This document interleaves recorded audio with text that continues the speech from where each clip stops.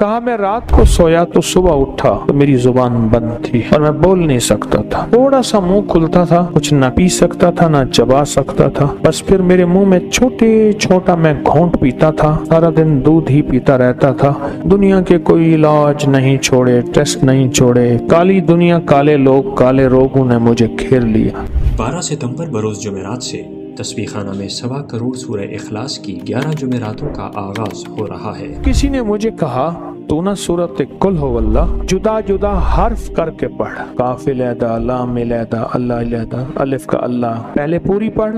پھر جدا حرف کر کے پڑھ۔ کہا کہ میں یہ پڑھتا رہا، انہوں نے مجھے کہا کہ روزانہ 40 دفعہ پڑھ، یعنی 40 دفعہ پوری پھر 40 دفعہ جدا حرف کر کے، اور کہا اس کے بعد پھر میری زبان کے تالے کھلے، آج میں بات کر رہا ہوں۔ اس عمل میں شامل ہو کر اللہ سے اپنے ناممکن مسائل و مشکلات حل کروا لیں۔